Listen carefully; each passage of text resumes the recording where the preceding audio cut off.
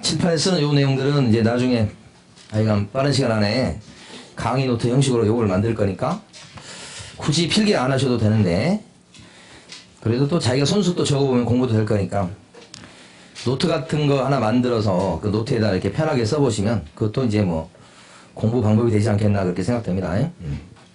자, 그럼 여기서 이제 하나 더 설명드리고 다음으로 갈 건데, 여기 보면 보수를 받아야 중개업이 된다고 그랬습니다. 그러니까 이 사람이 막 직업적으로 하긴 하는데 보수를 또 챙겨야 되거든요. 근데 만약에 보수 안 받으면 어떻게 되느냐, 보수 안 챙기면 그러면 절대 중개업이 될 수가 없다. 보수를 챙겨야 된다. 그래서 요거. 자, 근데 여기서 보수를 갖다가 달라고 요구했고 주기로 약속했는데 현실적으로는 입금이 안 된 거예요. 그러면 보수를 받은 거예요? 안 받은 거예요? 현실적으로 입금이 안 됐다 그러면 그때는 안 받은 걸로 봐서 중개업이 될 수 없다. 현실적으로 받아야 되겠다 이 뜻이에요. 이게. 근데 이제 일이 발생한 게 어떤 거냐면, 제 아시는 분이 남자분인데 거의 한 40대 후반 50대 초반인데 성격이 너무 섬세하세요. 반장님이셨는데, 근데 그분이 자격증을 못 땄어요. 왜냐면 너무 다른 사람들 다 챙겨주는 거예요. 그러니까 반장님이면서 다른 사람 어려운 거 있으면 다 해주고 뭐 문제 있으면 다 해결해주고 그렇게 하다 보니까 공부를 할 시간이 없었나 보죠. 떨어졌어요. 매년 떨어졌어요. 그래서 이제 그분이 자기 점포를 딱 얻어갖고 직원을 몇 명 고용한 뒤에 광고를 막 내가면서 진짜 부동산 소개를 하기 시작한 거예요. 근데 일 시작한 지 얼마 안 돼서 벌써 10건이나 계약이 됩니다. 능력이 있으신 분이에요. 그분이 원래 영업을 잘하셔. 근데 문제는 뭐냐, 그 손님들이 전부 다 중개보수 주겠다고 다 하면서 왔던 손님들인데 막상 계약이 되니까 중개보수가 아까웠는지 안 주고 이 사람을 잃어버린 거예요. 자격증도 없이 등록 안 하고 한다고. 경찰서에 가서 잃어버리니까 경찰서 나와서 조사를 나와서 딱 보니까 진짜 없어. 저 자격증이 등록증도 없고. 그래서 이제 검사가 이분을 갖다가 무등록 중개업자라고 해서 기소를 한 거예요. 처벌하려고. 근데 이 사람은 자격증도 없고 등록 안 된 건 맞잖아요. 그러니까 이런 경우에 무등록인 건 분명해요. 그런데 중개업을 했습니까 이 사람이? 10건에 해당되는 그 계약을 했으니까 직업적으로 한 건 맞는데, 문제는 뭐냐면 보수 주겠다고 약속만 했지 현실적으로 1원도 안 들었다고. 그랬을 때 이 사람은 중개업을 한 거예요? 안 한 거지. 안 한 거지. 그래서 이 사람은 무등록 중개업자로 처벌을 해야 될까요? 심정적으로는 무등록 중개업자로 처벌해야 될 것 같은데 우리 판례는 무등록 중개업자는 아니다.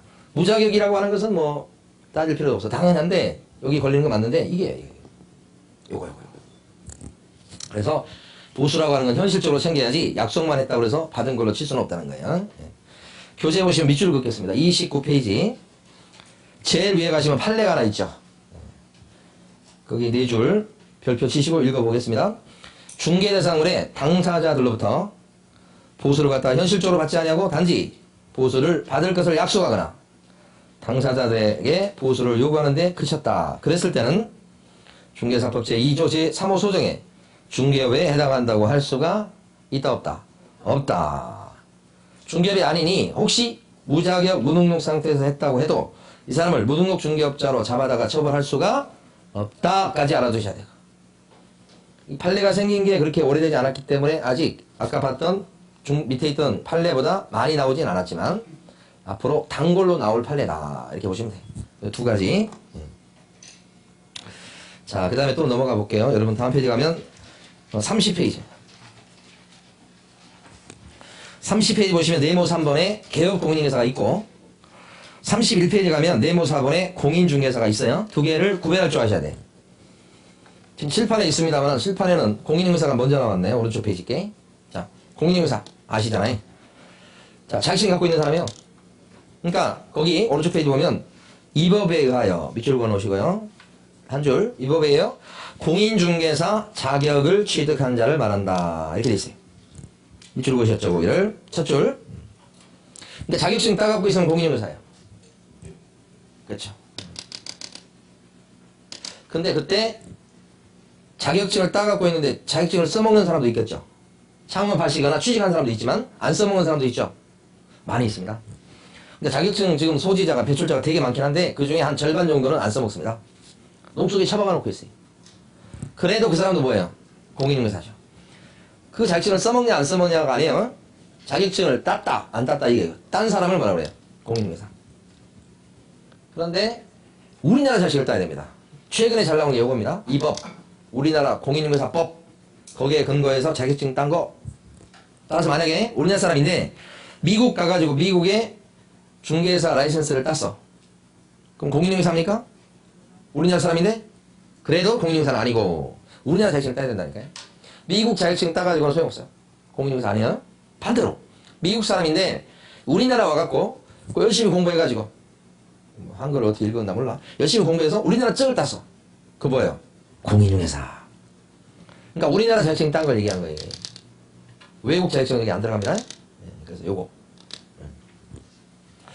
반면에 이제 왼쪽 페이지 와보시면 교재에서 왼쪽 페이지 보시면 네모 3번이 있단 말입니다.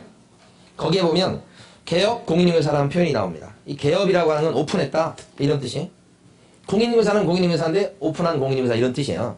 이걸 개업 공인중개사 이렇게. 이거 부동산 사장님이에요. 근데 거기 첫 줄에 밑줄 그어보면 이 법에 의해서 중개사무소 개설 등록 한자를 말한다 그랬어요. 등록에다 동그라미 하시면 돼요. 등록이 오픈이야. 아까 역사 공부할 때 김대중 정권에는 허가제에서 등록제로 바꾸었다고 그랬습니다. 그게 IMF 직후예요. 등록제로 바꾼 게. 그러니까 등록을 내면 그때부터 개업 공인중개사 이렇게 불러요. 공인중개사란 말과 개업 공인중개사는 같은 말이 아니죠. 틀려요, 두 개가. 그래서 이게 너무 글자가 너무 길어서 우리가 교실에서 부를 때는 줄여서 많이 부르잖아요.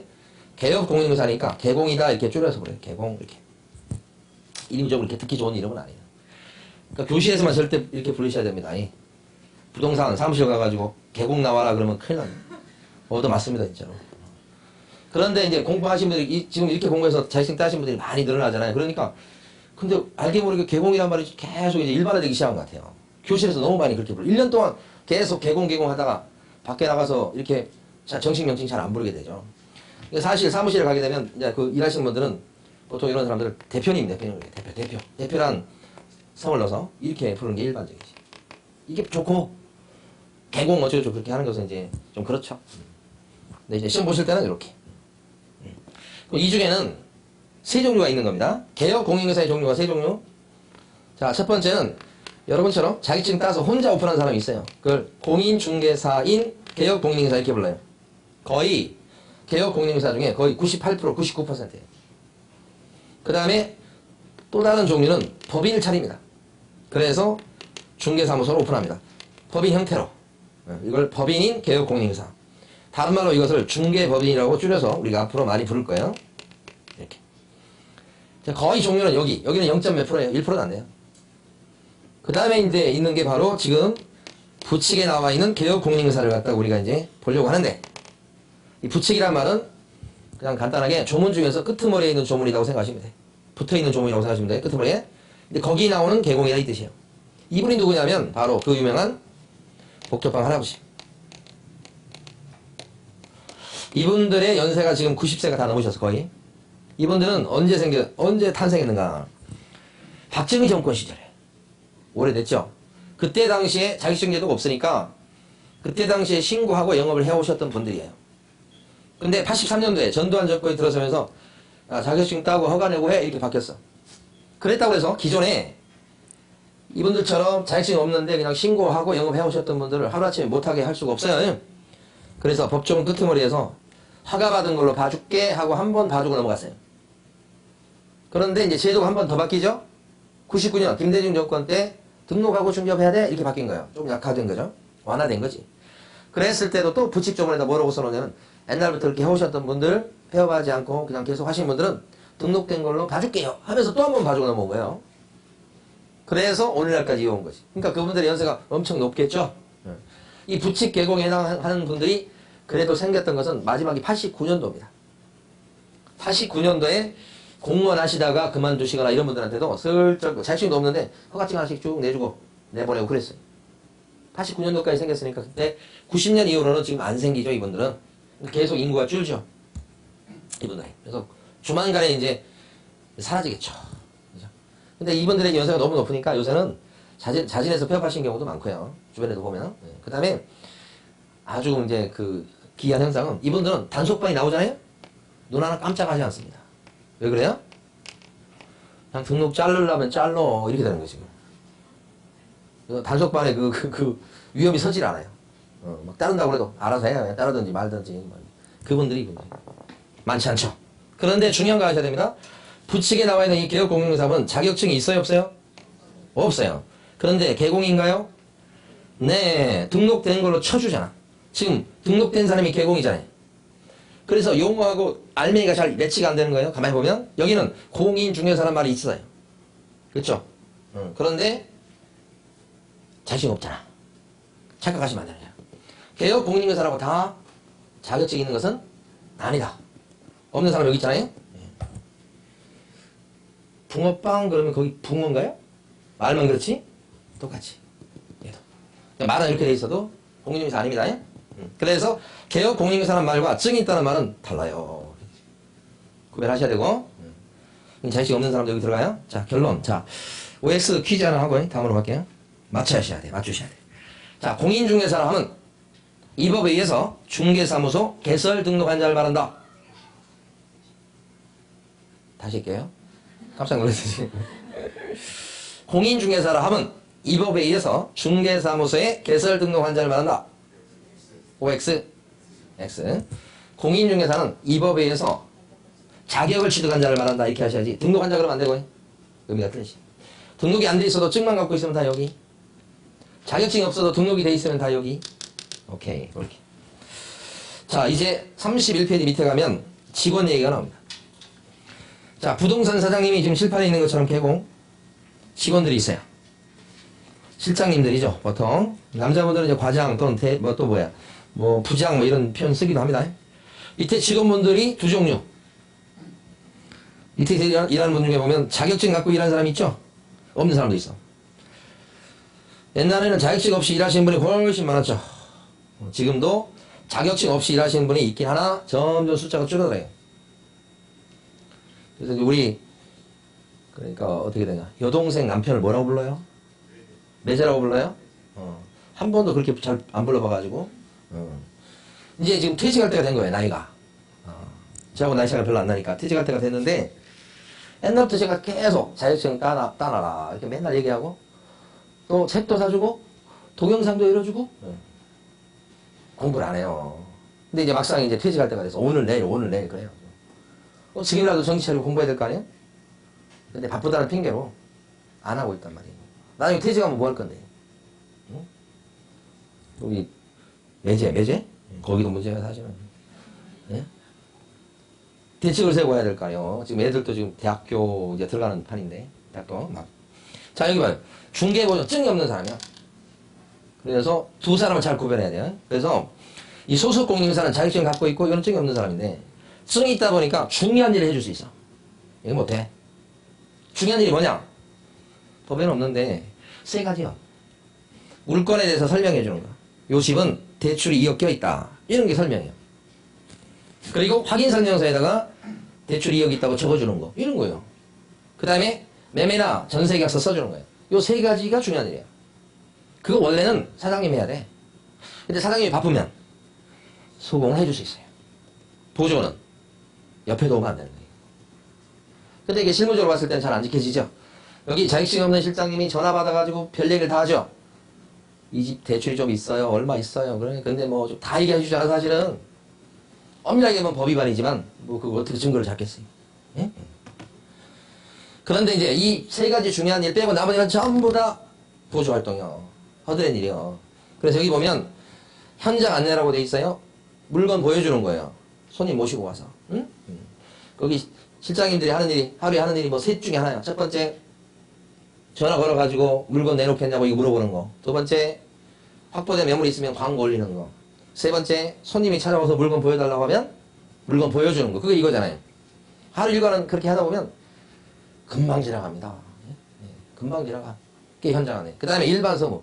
혹시 지나가던 사람이 딱 들어와가지고, 제가 오피스텔 한 채 갖고 있는데요. 이거 전세 얼마 놓을 수 있어요? 응?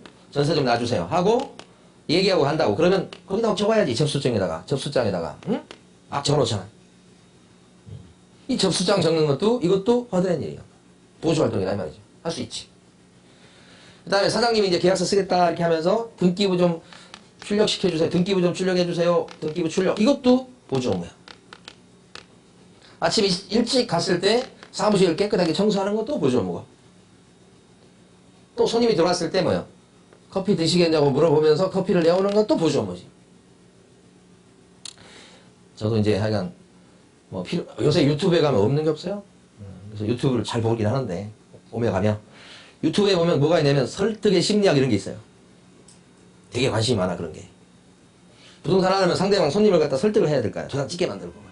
그때 뭐 5가지 뭐 이런 게 하면서 나온 거 있잖아요. 막 보라고. 그 중에 어떤 거 하나 딱 봤는데 그 중에 5개 중에 제일 마지막에 뭐가 있는가. 거기에 뭐가 있냐면 상대방을 설득하려면 여러 가지 있는 것 중에 다른 건 다 기억이 안 나는데 마지막 게 기억나.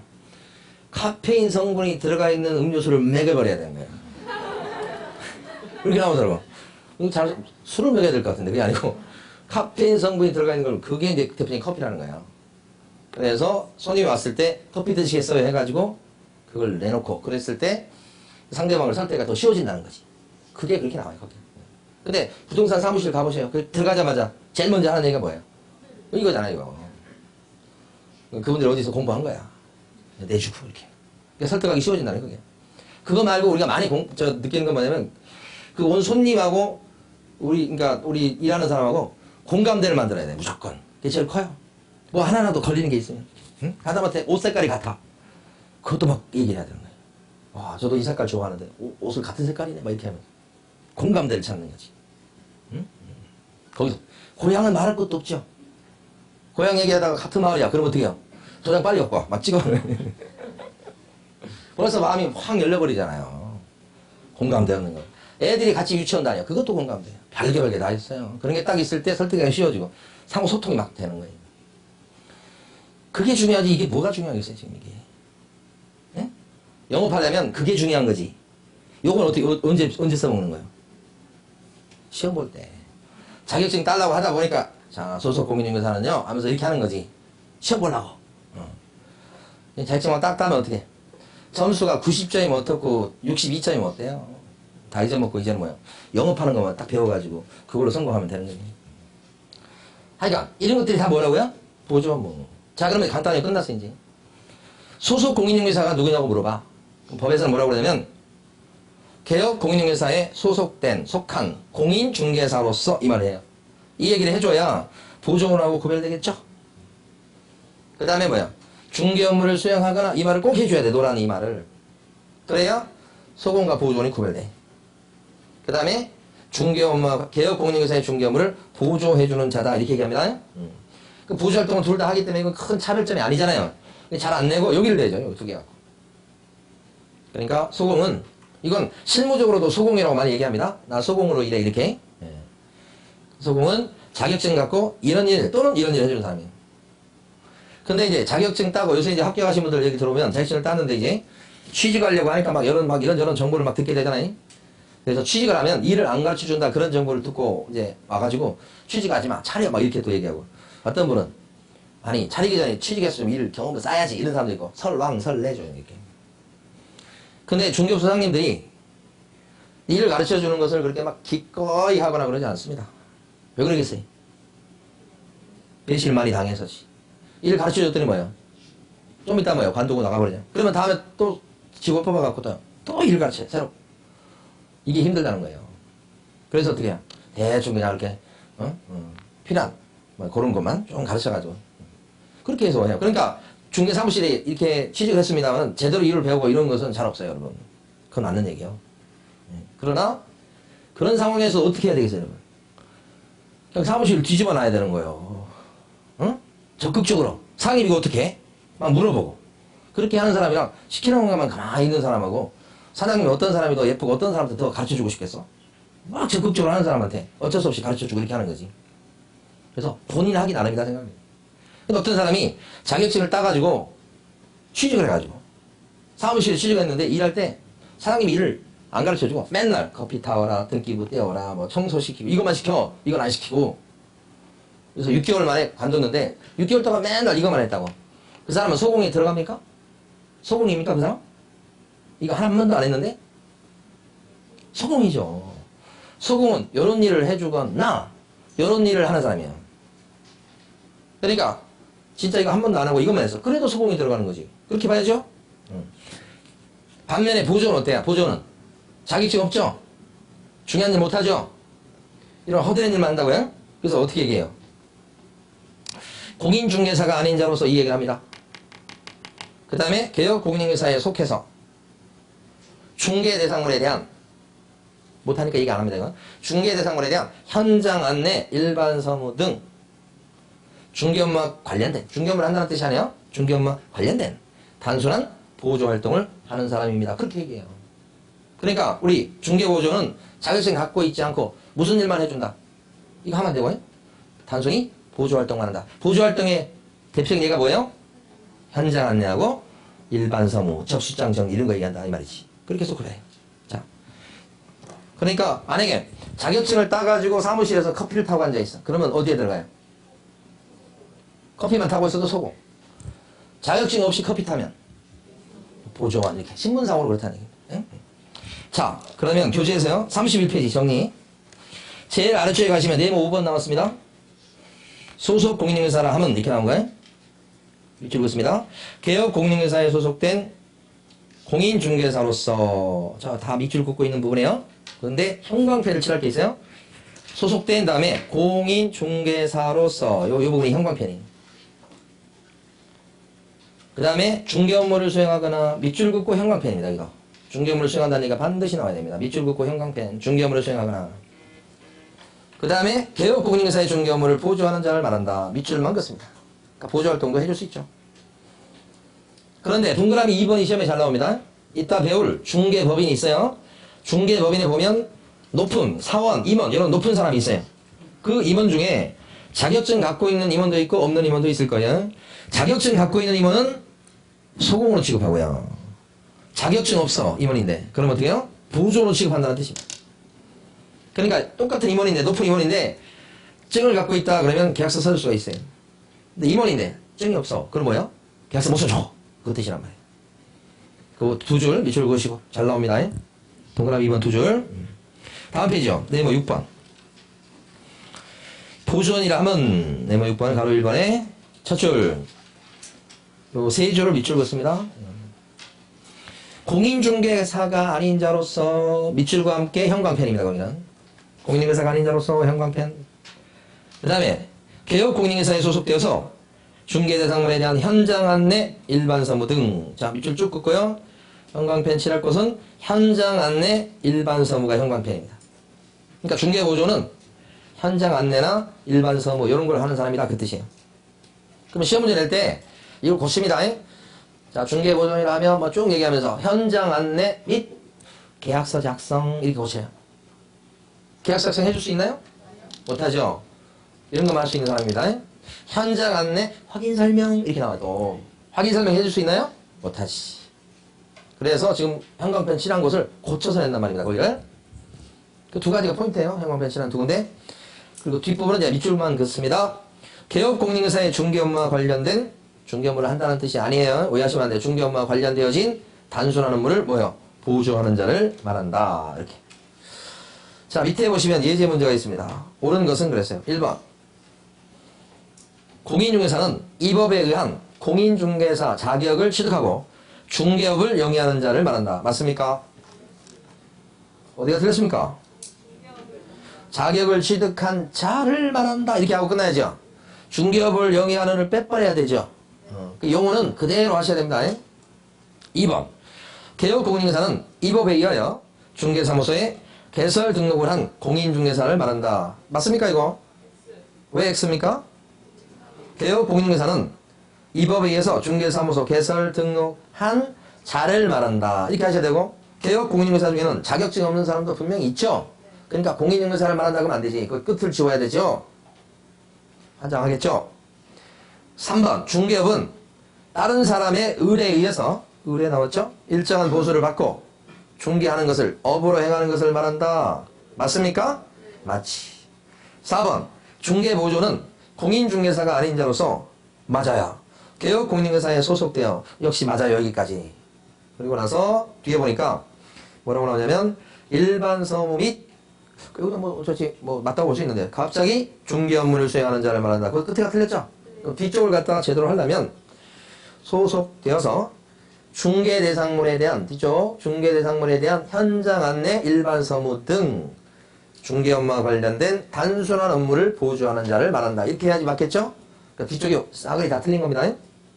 자, 5번. 소속 공인중개사는 개혁 공인중개사에 소속된 공인중개사로서 맞아요. 여기까지. 그 다음부터 이제 틀린 거야, 다.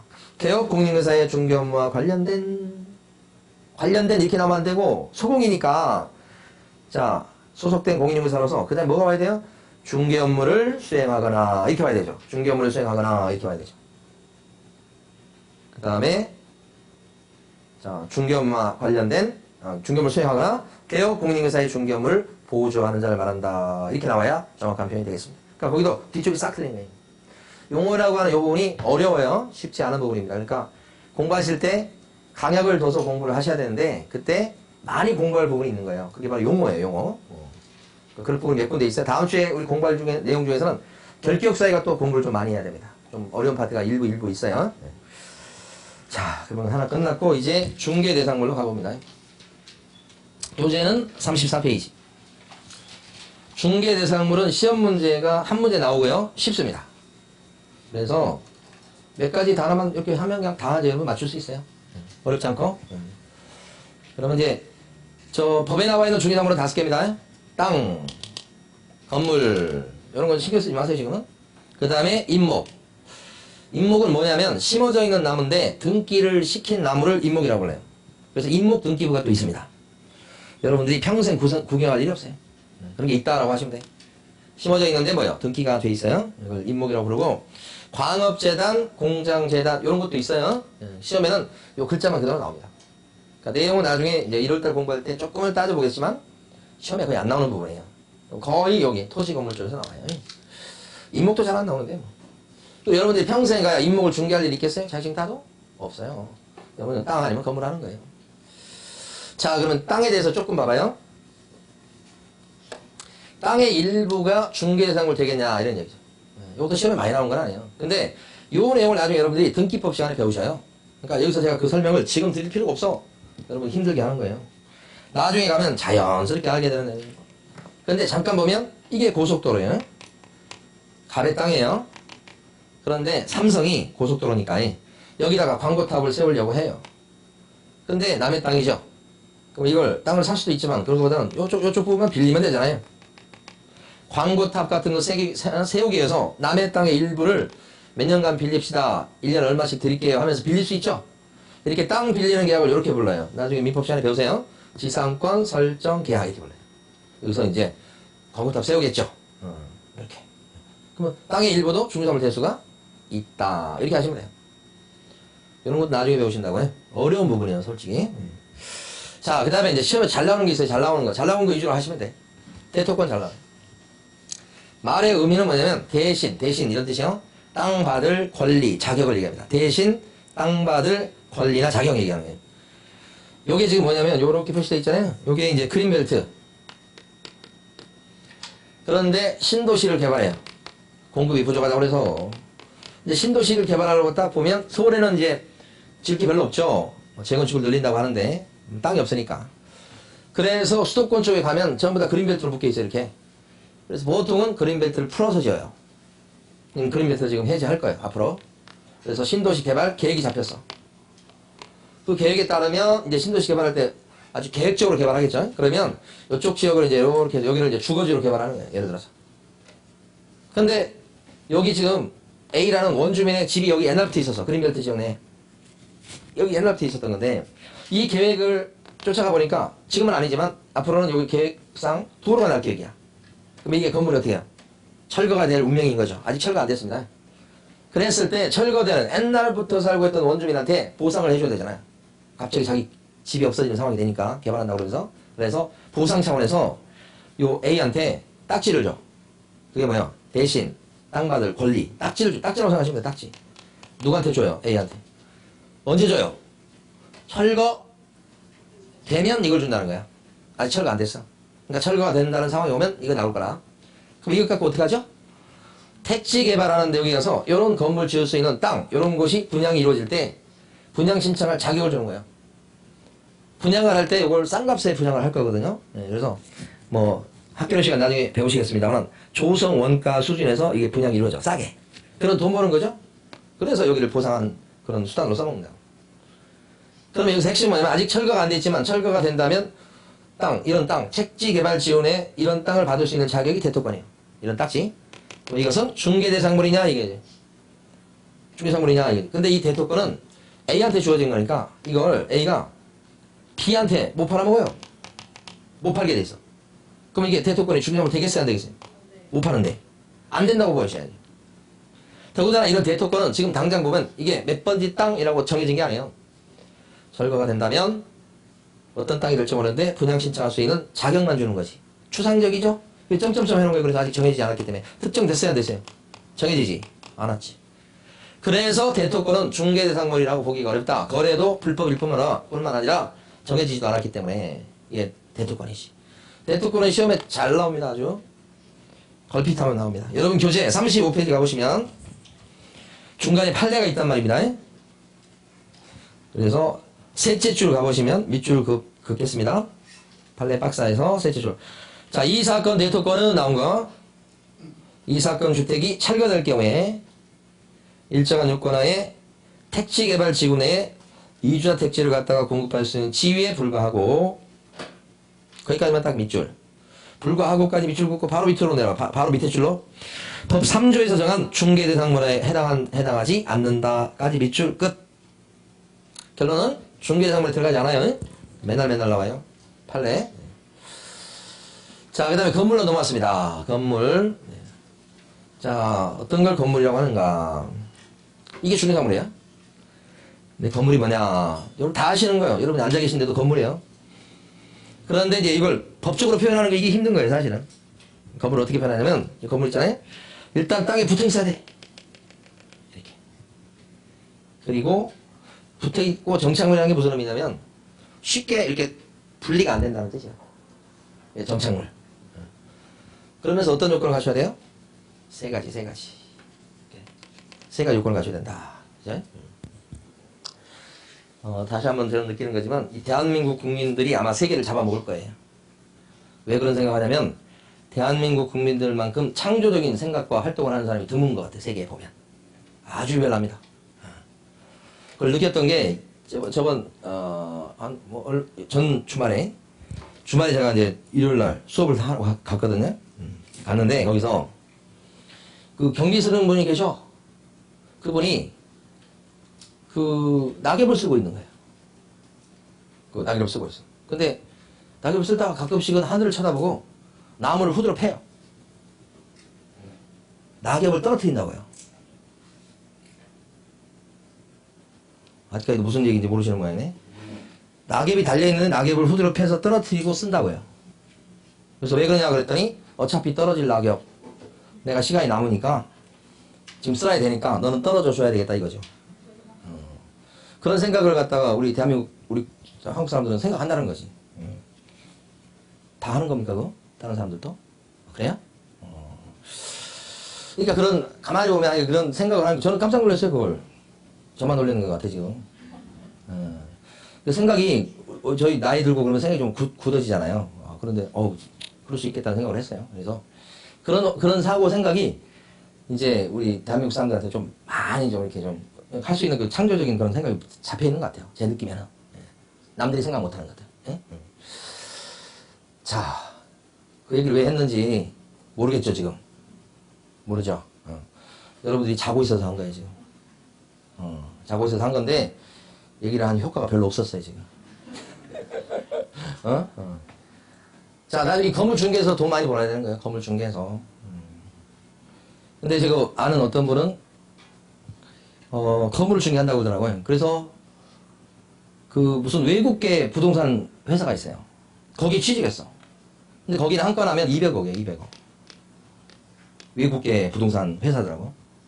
걔도 잘 몰라. 근데 얘기 들어보니까 한 건은 뭐 200억 뭐 이렇게 되고 이렇게 노는데 이거 한 건 했을 때 나눠 먹는 사람들 있잖아요. 이렇게 많아. 그러니까 200원 해도 실제 떨어진 돈은 그렇게 많지 않고 그래서 제가 200억을 하면 1년에 한 건만 해도 되겠네 그랬더니 그것 갖고는 살기 힘들고요. 그만큼 나눠가는 사람이 많다는 거지. 그래서 자격증을 따가지고 그분 젊으신 분이에요. 외국 회사니까 영어를 좀 잘하더라고요. 젊고. 그래서 여러분이 부동산 시장에 가서 이렇게 일할 곳이 많이 있거든요. 자기의 그 원래 그 장기를 잘 살려가지고 취직도 하시고 또 나중에 가서 창업도 하시고 어떤 분은 분양하는 데 가서 또 분양하는 그 사무실 가서 분양을 하는데 정말 한량으로 살아요. 어떻게 사느냐. 분양할 때 가서 바짝 분양해가지고 돈을 갖다가 왕창 벌고 한 5, 6개월은 또 놀아요. 그러다가 또 거기 또 분양하는 사람은 그 시행하는 사람 이런 사람들하고 많이 연결돼 있는데 그 사람들이 딴 데 또 이제 건물 짓는 게 있어요. 그래서 또 분양할 일이 생겼다 그러면 어떻게 해 또 불러. 그럼 가서 바짝 또 몇 개월 동안 일해가지고 1년 동안 벌 돈을 싹 벌고서 또 유럽 여행 몇 개월 갔다 오고 막 야단이야 이렇게. 그러니까 또 거기에 맞는 사람도 거기에 또 맞춰서 사는 거고. 자, 돈 얘기를 해도 별로 반응이 없네 지금. 자, 건물이 되려면 이게 붙어 있어야 돼 일단. 붙어 있고 그 다음에 세 가지 요건을 갖춰야 돼요. 요거 기둥 안 쓰러지게. 요거 벽 주벽 바람 막아주게. 그 다음에 여기 지붕 이렇게 해도 지붕이에요. 요 세 가지를 갖추면 건물이다 이렇게 하는 거예요. 건물이면 중개사물 되는 거예요. 그러니까 건물인데 무허가 건물도 건물인가요? 무허가는 건축허가를 안 받고 지었다는 얘기입니다. 그래도 이렇게 생겼어. 그럼 뭐예요? 건물. 그럼 중개사물 되는 거예요. 미등기 건물 등기가 안 됐다 이 말이에요. 그러면 등기가 안 됐는데 이렇게 생겼어. 중개사물 되겠죠? 여러분 나중에 이거 중개 되게 많이 해요. 이게 바로 신축 건물이에요. 신축 건물. 건물 새로 지으면 바로 등기된 게 아니에요. 등기될 때까지 시간이 좀 걸리거든. 근데 주인은 뭐예요? 벌써 부동산 사무실에 세놔요. 세를 놔달라고 벌써 갖고 와. 그러니까 여러분 중개할 때는 등기부가 없는 상태에서 중개하는 경우도 있다고요. 그렇지만 이렇게 생긴 거겠죠? 이걸 신축 건물, 미등기 건물이라고 해요. 중개사물 될 수 있어요. 자, 한동 건물의 일부. 여기 방이 3칸이야. 그런데 문칸방을 갖다가 대학생한테 월세 40만 원 받고 나 세를. 신혼부부야. 깐나리게 밖에 없어. 그래서 월세 40 들어오면 분유 살 수 있고 좋잖아요. 어차피 남는 방. 일부도 뭐예요? 중개사물 될 수 있다. 자, 시험이 잘 안 나와요. 열심히 했지만. 이게 잘 나와요. 여기 이제 보이는 게 세차장 구조물이라고 되어 있죠. 지금 여기. 이렇게 세차할 수 있게끔 이렇게 조립을 해서 한 칸 만들어 놓은 거. 외곽 지역에 가면 이런 세차장 구조물, 노는 땅인데 요거 구조물 만들어서 후다후닥 만들어갖고 세차시설을 이용하고 그런 경우 있어요. 주차장으로 이용하는 경우도 있고, 노는 땅, 모델하우스, 아니면 뭐 도심 같은 경우 야구, 연습장 뭐 이런 거 있잖아요. 이 세차장 구조물은 건물이에요, 아니에요? 중개사물 돼요, 안 돼요, 이거? 왜 안 되는 거예요? 이 세차장 구조물 다음날 가면요, 하나도 없을 수 있어요. 그런 경험을 갖고 있어요, 저도. 제가 제일 많이 이용하는 그 수원 쪽으로 가다 보면 세차장이 있었어요. 근데 다음 주에 가니까 바닥이 완전히 다 텅 비었어. 걷어내고 갔어요. 그러니까 이게 조립을 해놓은 게 되나서 해체하면 바로 그냥 이게 다 없앨 수 있어요. 그러면 이건 정착물이에요, 아니에요? 정착물은 쉽게 분리나 해체가 가능한 거 정착물 될 수 없어요. 그죠? 이건 정착물이 아니기 때문에 건물거리가 안 되는 거예요. 건물의 출발점 뭐예요? 토지에 정착물로서 이렇게 되잖아. 정착물이 아니니까 건물거리가 될 수가 없다. 요것이 밑줄 그어봐요. 35페이지 보시게 되면 아래쪽에 판례가 나와 있고요. 가로 1번 1번에 세차장 구조물이라고 나와 있고, 그 다음에 첫 줄 중개 대상물의 범위에 관해서 토지와 건축물, 그 밖에 토지 정착물 등을 규정하고 있는 바, 여기서 말하는 건축물은 민법 제99조상의 부동산에 해당하는 건축물에 한정되어야 할 것이다. 따라서 법률상 독립된 부동산으로서의 건물이라고 하려면 최소한 뭘 갖춰야 됩니까? 기둥하고 지붕하고 주벽이 이루어져야 될 것이다. 그랬어요. 근데 이게 지금 민법상의 건축물 개념이라는 거 민법. 그 위에 둘째 줄에 민법이 있었죠, 민법. 민법에 동그라미 치시고, 나중에 여러분들이 이제 공법을 배우실 거예요. 공법 중에 건축법이 나와요, 뒷부분에. 건축법상의 건축물의 개념은 지금 본 거하고 달라요. 그래서 구별돼야 돼요. 그래서 앞으로 공부하실 때 건축법 시간에 한번 배워보세요. 이거하고 다르다는 걸 기억을 해두시고. 36페이지 가시게 되면 제일 위에 가시면 가로 2번이 있고요. 자, 밑줄을 갖다가 6줄, 7째 줄을 다 밑줄 긋습니다. 좀 다 그시되 제가 읽어볼 부분은 지금 36페이지예요. 제일 위에. 첫 줄. 다 밑줄 그시고 제가 읽어볼 것은 첫 줄. 세차장 구조물은 콘크리트 집안 위에 볼트 조립 방식 등을 사용하여 이렇게 조립을 해놨다는 게 포인트예요. 그래서 5째 줄 밑으로 내려오시면 볼트만 해체해버리면 쉽게 토지로부터 분리 철거가 가능하니까 이것을 토지의 정착물이라고 볼 수는 없다. 정착물이 아니니까 그 밑에 줄 중개 대상물로 인정할 수가 없다. 잘 나오는 거예요. 네. 자, 그 다음에 사실 이거보다 더 잘 나온 게 이거예요. 지금부터 보는 거. 아파트 분양권. 분양 현장입니다. 모형 있고 막 이렇게 짓겠다는 거니까. 자, 이렇게 잘 지을 테니까 오신 분들 분양계약서 이렇게 있으니까 그 분양계약서에다 도장 찍으세요 하고 있는 거예요 지금. 이렇게. 그럼 여기서 이제 마음에 들면 여기다 도장을 확 찍는데 분양받는 사람이 여기 보면 101동 1703호 이렇게 호수가 정해지나요? 1107호 뭐 1113호 이렇게 호수가 정해져요? 안 정해져요? 분양받을 때? 분양계약서에 도장 찍을 때? 호수가 안 정해져요? 안 정해져요? 분양 받아보셨어요? 안 받아보셨대요. 근데 이거 안 적힌다고 그러는 거예요. 아니요, 적혀요. 그러니까 예를 들어서 뭐 주소 같은 게 정확한 주소가 안 나올 수는 있어요. 근데 동호수는 나와요. 그 주소가 바뀌는 경우가 있죠. 몇 블럭 이렇게 하다가 나중에 정식 주소가 나올 수는 있어. 그런데 동호수는 특정이 돼요. 그랬던 사람이 분양계약서 제일 끝장을 보면 분양 받은 사람이 A라고 치는데 A가 이걸 팔아먹으면 B한테 B 이름으로 명의를 바꿔주죠. 등기부처럼. B가 또 C한테 팔면 C한테 또 이름을 바꿔주죠. 이렇게 제일 끝장에 있잖아요. 끝페이지에. 공급계약서. 공급계약서라고도 해요. 이게. 이렇게 되면 이 아파트 분양받은 A라는 사람은 분양권을 팔아먹고 있는 거죠. 그래서 이건 지금 짓고 있지만 아까 봤던 진짜 건물은 아니잖아요. 그래도 이것을 장래 건물로 봐요. 곧 지어질 건물로 봐서 특정되어 있기 때문에 특정 몇 동 몇 호 중개 대상물이 될 수가 있다. 이렇게 보는 게 뭐예요? 아파트 분양권이요. 시험에 제일 많이 나오고. 판례인데 자 밑에 보시면 동그라미 5번 가보셔요. 요 36페이지. 동그라미 5번. 밑줄 긋고 별표 치고 갑니다. 장래에 건축될 건물 이렇게 되어 있는 부분. 36페이지 제일 아래쪽에 아파트의 특정 동호수에 대해서 피분양자로 선정되거나 분양계약이 체결된 후 그 분양권은 중개대상물인 건물에 포함된다. 특정 동호수 나왔죠 지금? 동호수 특정되어 있다고 나온 거 아니에요 지금? 네, 이건 중개대상물 된다는 겁니다. 짓고 있어도.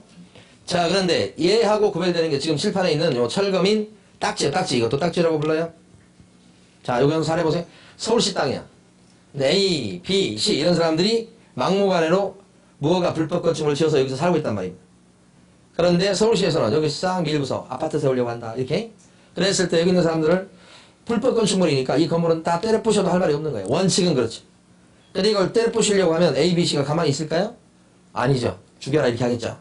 그래서 이 사람들하고 말썽도 많이 생기고 그런 차원에서 이제 원만하게 이걸 철거시키고 사업을 진행하기 위해서 서울시에서 조례 같은 걸 만들어서 이 사람들한테 뭘 줘요? 앞으로 이걸 철거할 때 협조하면 뭘 주겠다? 딱지 주겠다. 이게 이제 당근을 제시하는 거죠. 딱지 주면 이 딱지 갖고 다른 지역에 아파트가 공급되면 분양 신청해라. 그러면 우선적으로 분양받게 해줄게. 이렇게 하니까 이 사람 입장에서 어떻게 해요? 오케이. 그래서 철거하는데 협조하게 된다. 이거지. 이게 철거인 거예요. 딱지. 문제는 이 딱지는 이게 철거가 된다면 분양 신청 자격을 준다는 거지. 몇 동 몇 호가 정해져 있습니까? 아니요. 철거도 안 됐는데. 철거가 된다면 분양 신청 자격을 준다는 거죠. 몇 동 몇 호가 정해진 건 아니죠. 특정 안 돼 있죠. 장래 건물로 아직은 볼 수가 없죠. 그래서 이런 딱지인 철거민 입주권은 중개대상물이 될 수 없어요. 그리고 이런 딱지는 거래하면 안 됩니다. A라는 사람이 이 딱지를 갑한테 팔아먹는다. 이렇게 하면 불법이에요. 불법. 거래가 불가능하니까 아까 대토권하고 너무 똑같아요. 유사해요.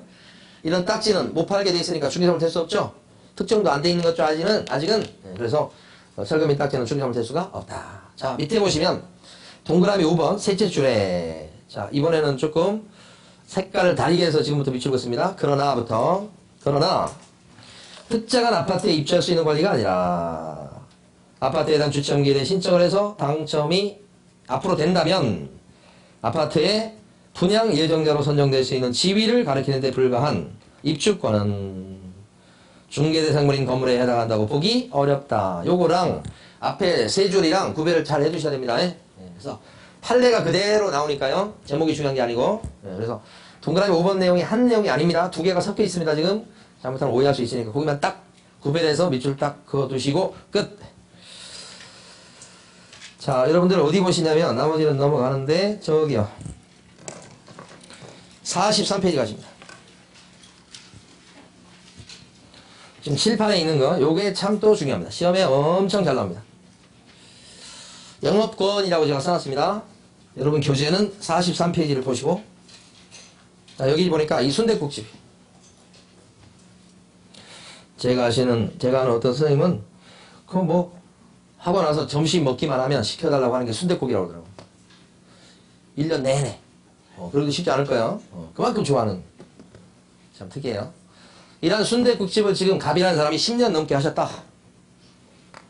그러다 보니까 단골이 엄청 많다. 알려져 있다. 거기다가 주방에 가면 냉장고라든지 이런 설비도 갖춰져 있다. 좀 이제 시간 지나서 조금 이제 낡았지만, 그 다음에 자리도 괜찮고, 위치도. 그런데, 을이라는 사람이 순댓국집을 하고 싶다. 자기가 점포를 새롭게 얻어서 설비를 갖춰서 또 단골 확보할 때까지 장사하고 하려면 시간도 오래 걸리고 힘도 들겠죠? 그래서 돈을 주고서 이걸 사버리는 거지. 뭘 사는 거예요? 영업권.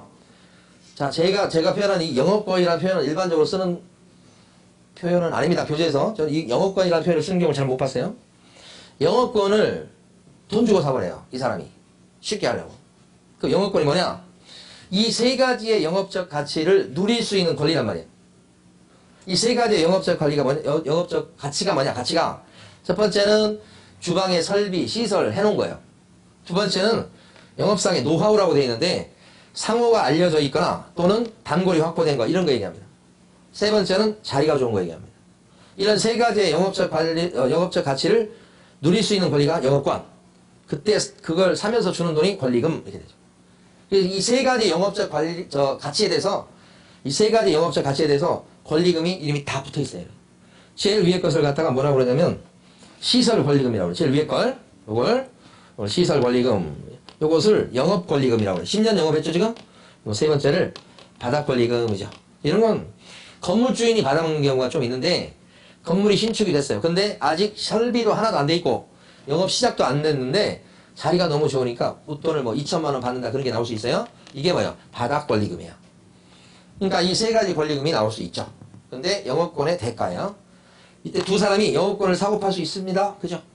그런 것을 무슨 계약이라고 그래? 영업권을 사고 파는 계약을 권리금 계약이다. 우리 지난주에 공부했던 권리금 계약이란 말이 상가 건물 임대차 보호법에 나오죠. 그래서 이걸 권리금 1억 주고 인수받는다 이렇게 되는 거죠. 이게 원래는 있잖아요. 권리, 양도, 양수 계약이라고 불렸어요. 옛날에는 이게. 다시 권리, 양도, 양수 계약이라고 원래는 이렇게 많이 불렸는데 상가 건물 임대차 보호법에서 공식용어로 이걸 쓴 거예요. 그래서 지금도 이걸 많이 쓰긴 합니다. 그런데 그래도 이거 많이 씁니다. 그래서 권리, 양도, 양수 계약을 줄여서 권리, 양수도 계약이라고 하고 이 권리가 뭘까요? 영업권인 거예요. 그 다음에 영업권을 사고 파니까 이 영업권은 중개대상물 되겠네요? 어때요? 안 되는 거예요 이게.